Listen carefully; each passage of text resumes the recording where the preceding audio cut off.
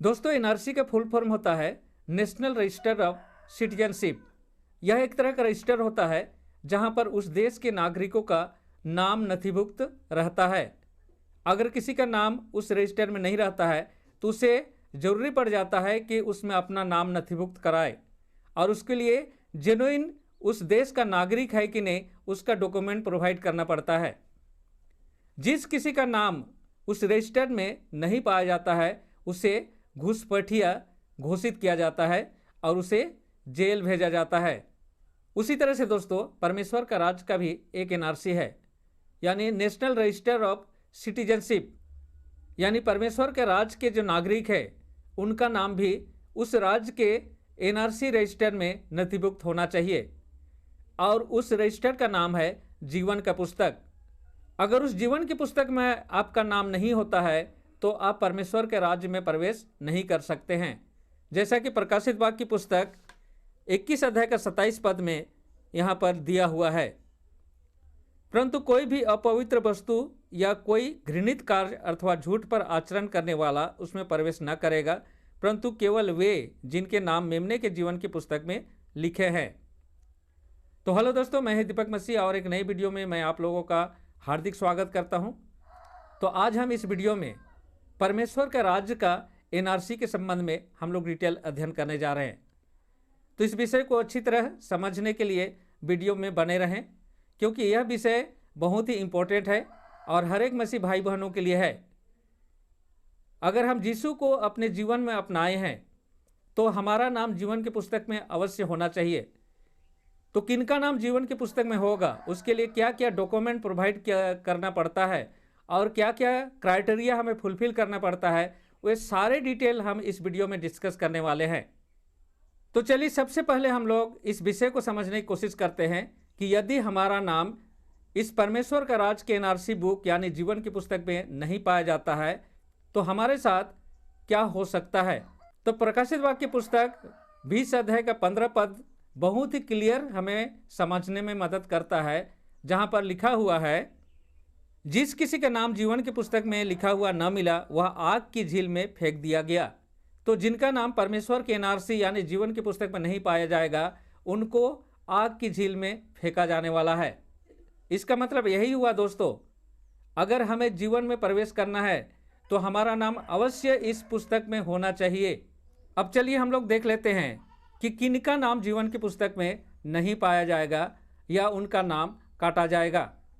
तो इसके लिए हमें जाना पड़ेगा प्रकाशित वाक्य की पुस्तक उसका 13 अध्याय में, और अगर 8 पद को पढ़े तो यहाँ पर लिखा हुआ है, पृथ्वी के सब निवासी उसकी पूजा करेंगे, अर्थात प्रत्येक व्यक्ति जिसका नाम उस मेमने के जीवन की पुस्तक में जो जगत की उत्पत्ति के समय से घात किया गया है नहीं लिखा गया है।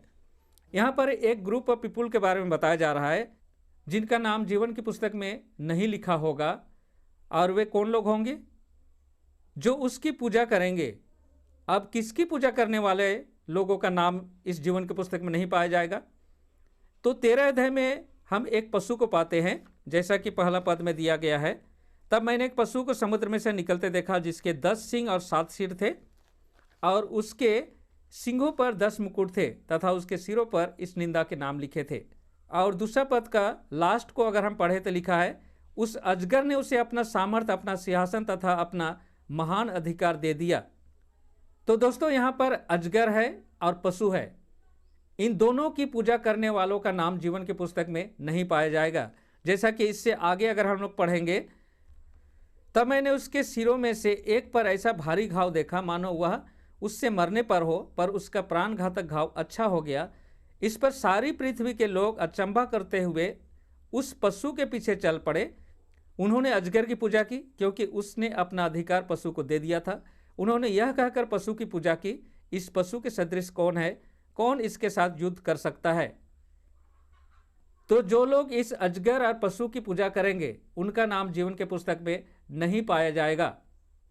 अब यहाँ पर हमें यह भी समझना है दोस्तों कि यह अजगर कौन है और यह पशु कौन है जिसकी पूजा करने वालों को जीवन के पुस्तक में स्थान नहीं मिलेगा। तो इस अजगर को हम लोग पाते हैं प्रकाशित वाक्य की पुस्तक 12 अध्याय में, और यदि हम 3 पद को पढ़े तो लिखा है, एक और चिन्ह स्वर्ग में दिखाई दिया, देखो लाल रंग का एक विशाल अजगर था उसके 7 सिर और 10 सींग थे तथा उसके सिरों पर 7 मुकुट थे। अब इसी अजगर के बारे में हम लोग 7 पद से अगर पढ़ें तो लिखा हुआ है, फिर स्वर्ग में युद्ध हुआ, मिखाइल और उसके दूत अजगर से लड़े। अजगर और उसके दूत भी लड़े परंतु प्रबल न हुए, फिर उन्हें स्वर्ग में स्थान ना मिला। तब वह बड़ा अजगर नीचे गिरा दिया गया, अर्थात वही पुराना सांप जो इबलीस और शैतान कहलाता है, जो संपूर्ण संसार को भरमाता है, वह पृथ्वी पर नीचे गिरा दिया गया और उसके साथ उसके दूत भी गिरा दिए गए। तो दोस्तों, यह अजगर खुद शैतान है जिसे पृथ्वी पर गिराया गया उसके दूतों के साथ, और इसके 7 सिर और 10 सींग उस एरिया को दिखाता है जहां पर यह अजगर यानी शैतान अपना हेडक्वार्टर बनाया। तो 7 सिर और 10 सींग का जंतु कहां पर पाते हैं हम लोग? दानियल 7 अध्याय में चौथा जंतु का 10 सींग था। और जब हम 13 अध्याय में जाते हैं तो हम देखते हैं कि यह अजगर अपना उस रोम का सिंहासन को किसी को ट्रांसफर करता है जिसे यहां पर पशु बताया जा रहा है। और इस पशु के बारे में मेरे YouTube चैनल में वीडियो ऑलरेडी उपलब्ध है। एंटीक्राइस्ट और 666 इस तरह का जो वीडियो है आप उसको देखिए तो आपको समझ में आ जाएगा कि यह पशु रोमन कैथोलिक चर्च का पोप को दिखाता है। यानी रोमन कैथोलिक चर्च का जो पोप है वही उस रोम के सिंहासन पर अभी बैठा है। और इस 13 अध्याय का 18 पद में उसका आइडेंटिफिकेशन नंबर दिया गया है जो है 666, और इसको भी मैंने डिकोड किया है। उसका वीडियो भी मेरे YouTube चैनल में आप जाएंगे तो आपको मिल जाएगा। तो दोस्तों, जो लोग इस अजगर यानी शैतान और उस पशु यानी रोमन कैथोलिक चर्च का जो नियम पर चलेंगे, उसकी पूजा करने का मतलब है उसकी आज्ञा का पालन करेंगे, उनका नाम जीवन के पुस्तक में नहीं पाया जाएगा। और उनके बारे में ही अगर हम लोग 14 अध्याय का हम लोग 9 और 10 पद को पढ़े तो परमेश्वर का बहुत ही भयानक वार्निंग है इस ग्रुप के लोगों के लिए। लिखा है, यदि कोई उस पशु और उसकी मूर्ति की पूजा करे और अपने माथे और हाथ पर उसकी छाप लगवाए तो वह भी परमेश्वर के प्रकोप की वह मदिरा जो उसके क्रोध के कटोरे में भरपूर उड़ेली गई है पिएगा, और पवित्र स्वर्गदूतों और मेमने की उपस्थिति में उसे आग और गंधक की घोर यातना सहनी पड़ेगी। अब आप डिसाइड कीजिए कि यीशु को आपने किस लिए अपनाया था। जीवन के पुस्तक में आपका नाम लिखा जाए ताकि आप अनंत जीवन के अधिकारी हो। लेकिन यदि आप भूल से भी आप इस पशु और अजगर की पूजा करते हैं या उसकी छाप लगवाते हैं तो आपका नाम जीवन के पुस्तक में लिखा तो जाएगा ही नहीं, अगर लिखा भी गया है तो काट दिया जाएगा। तो मैं उन सभी मसीह भाई बहनों को मैं सावधान करना चाहता हूं, क्योंकि जीवन की पुस्तक में नाम लिखाना ही सबसे इम्पोर्टेंट है। यदि आपका नाम जीवन की पुस्तक में नहीं पाया जाता है तो आपका सारा जीवन का जो यीशु बोलने का जो परिश्रम है वो व्यर्थ हो जाएगा। मत्ती 7:21 में यीशु ने क्या बोला कि प्रत्येक व्यक्ति जो हे प्रभु बोलता है स्वर्ग के राज्य में प्रवेश नहीं करेगा। उस क्राइटेरिया को जो लोग फुलफिल करेंगे और जिनका नाम जीवन के पुस्तक में नथिभुक्त होगा, सिर्फ वही प्रवेश कर सकेंगे। तो उनकी दशा तो और भी बुरी होने वाली है। जिन लोगों ने मसीह को अपनाया, उसके आशीर्वाद का भागी बने और उसके बाद जानबूझकर फिर से वापस पाप करने लगे, यानी परमेश्वर की आज्ञा का उल्लंघन करने लगे, क्योंकि उनका नाम जीवन की पुस्तक से काटा जाना है।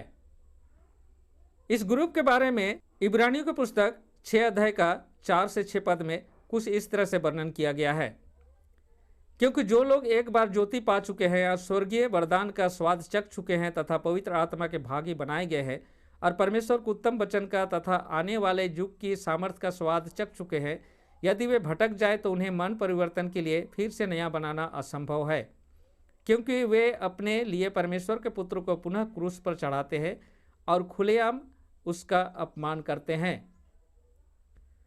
और ऐसे लोगों का नाम जीवन की पुस्तक से काटा जाना है। अगर आप निर्गमन की पुस्तक 32 अध्याय का 33 पद को पढ़े तो परमेश्वर बहुत ही क्लियर शब्दों में इस बात को बताता है। लिखा है, जिस किसी ने मेरे विरुद्ध पाप किया है मैं उसी का नाम अपनी पुस्तक से मिटा दूंगा। तो दोस्तों, परमेश्वर का राज्य में रहने के लिए परमेश्वर का जो NRC बुक है जीवन की पुस्तक, उसमें आपका नाम नथिभुक्त होना चाहिए। और वहाँ अपना नाम नथिभुक्त कराने के लिए जो क्राइटेरिया है वह हमें प्रकाशित वाक्य पुस्तक 14 अध्याय का 12 पद में मिलता है। लिखा है, पवित्र लोगों का जो परमेश्वर की आज्ञाओं को मानते और यीशु पर विश्वास रखते हैं, धैर्य इसी में है। तो वे लोग जो परमेश्वर की आज्ञा पर चलते हैं और यीशु पर विश्वास रखते हैं, उसका साक्ष्य धारण करते हैं, उनका नाम जीवन के पुस्तक में लिखा जाएगा। तो कंक्लूजन यह निकलता है दोस्तों कि हर एक मसीह भाई बहन का, मैं तो बोलता हूँ पूरे पृथ्वी के हर एक व्यक्ति का नाम जीवन के पुस्तक में होना ही चाहिए। लेकिन हमें सावधान होने की ज़रूरत है, क्योंकि शैतान इस पृथ्वी पर अपने दलों के साथ है। तो दोस्तों, प्रकाशित वाक्य पुस्तक 13 अध्याय का जो अजगर है वह शैतान है, और जो पशु को वह अधिकार और सिंहासन दिया है वो रोमन कैथोलिक चर्च का पोप है। और रोमन कैथोलिक चर्च का जो नियम है वो है संडे पालन करना, और जो लोग इस संडे को पालन करते हैं वे उसकी छाप धारण करते हैं और उसकी आज्ञा का पालन करते हैं, और ऐसे लोगों का नाम जीवन पुस्तक में नहीं पाया जाएगा। अब भी समय है दोस्तों, आप अपने को सुधारिए और अपना नाम जीवन के पुस्तक में नथिभुक्त कराइए। जो लोग इस ग्रुप में हैं उनको यीशु लास्ट कॉलिंग कर रहा है, जैसा कि प्रकाशित वाक्य पुस्तक 18 अध्याय का 4 पद में पाया जाता है। लिखा है, फिर मैंने स्वर्ग से एक और शब्द को यह कहते सुना, हे मेरे लोगों, उसमें से निकल आओ, जिससे कि तुम उसके पापों के सहभागी ना बनो और तुम पर उसकी विपत्तियां न आ पड़े। और जो लोग वहां से निकल कर आएंगे उनके बारे में प्रकाशित वाक्य पुस्तक 3 अध्याय का 5 पद में यीशु कुछ इस तरह से कन्फर्मेशन देता है। लिखा है, वह जो जय पाए उसे इसी प्रकार श्वेत वस्त्र पहनाया जाएगा, मैं उसका नाम जीवन की पुस्तक में से न मिटाऊंगा, वरन अपने पिता और उसके स्वर्गदूतों के समक्ष उसका नाम मान लूंगा। तो दोस्तों, इतना अच्छा अपॉर्चुनिटी आपके हाथ में है, अभी वह समय है। अगर इस अपॉर्चुनिटी को आप अगर छोड़ देते हैं तो दोबारा आपको यह मौका नहीं मिलेगा। तो मैं विश्वास करता हूं मेरा यह छोटा सा प्रयास इस गंभीर विषय को समझने में आप लोगों को मदद जरूर किया होगा। अगर वीडियो अच्छा लगा हो तो लाइक ज़रूर करें, और अगर आप मेरे चैनल में नए हैं तो इसी तरह का और भी वीडियो देखने के लिए आप मेरे चैनल को सब्सक्राइब करके बेल आइकन को दबाकर ऑल सेलेक्ट जरूर करें। तो आज के वीडियो में यहीं पर समाप्त करता हूं, मिलता हूं अगले वीडियो में। तब तक परमेश्वर का आशीषों का आनंद उठाइए। परमेश्वर आप लोगों के साथ हो। धन्यवाद।